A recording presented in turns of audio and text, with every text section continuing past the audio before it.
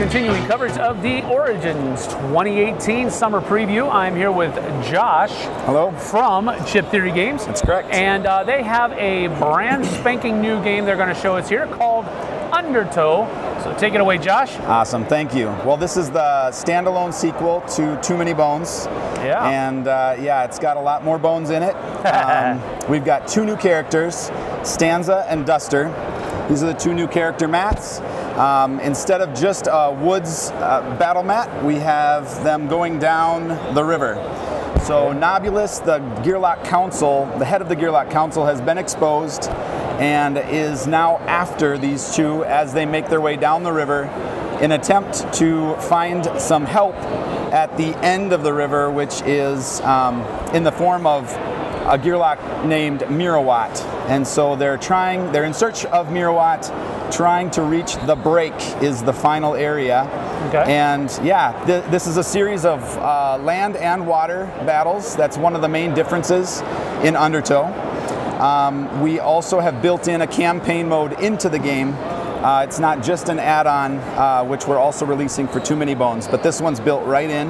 Okay, cool. And it changes up the battle a lot. So one of the things that we wanted to try to implement with Undertow is a lot more battle mat movement for the Gearlocks. The initial one had some, but we had to kind of force it within the encounters.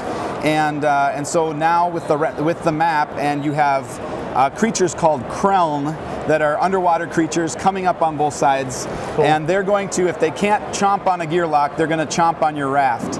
And so it serves as a little bit of a pseudo HP for you, because if you're hurting, you step away from the edge, but at some point your raft's going down. So there's a new dynamic there to it. Cool. All right, so what's the basic gist of a round? Sure. So a round is or we would call it in one single day. You're drawing an encounter card, you're reading the story, you have potentially a few choices on the back, and you have to decide risk reward. Yeah, thank you. Right here. These are some of the encounter cards. A basic encounter card would have a story, and then on the back you have two different choices. And this will tell you whether it's a raft battle or a land battle. Mm-hmm. Sometimes there's a choice of both if you're going to abandon the raft for some reason and you might want to fight on land. All the while you're being chased by potentially, well, a lot of baddies is what we call them in this game. These are mech baddies. These are new to Undertow as well. They're 3 points, 3-point baddies, and they have unique characteristics in that they are not susceptible to fatigue, which is what happens at round 6 in each battle. That's where everyone starts taking damage. Mechs that are out during that time are not going to be affected by that.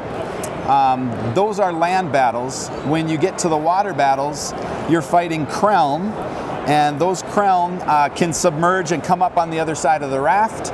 Lots of different kind of new tactics that you have to address with your Gearlocks. Cool. So yeah, the typical day would be to draw that encounter, make a choice. If it results in a battle, then you're going to set that battle up, face your baddies, and try to succeed in wiping them all out. Wow. If you succeed, you earn progress, usually, and that progress brings you closer to a tyrant. And the tyrants in this game, there are 5. Campaign mode, you will play against 3 tyrants in succession, ending with Nobulus. And cool. Nobulus is the one that ends up catching up to you. You have to face off with him in an epic battle and see if you can succeed. Okay, cool. So how long does the game usually take? Yeah, so this one, in terms of game length, it doesn't change too much from the original. Once you know how to play, that's a big caveat, because these Gearlocks are fairly complex. Okay. So once you learn your Gearlock and how you want to play them, then 60 to 90 minutes, I'd side on the 90.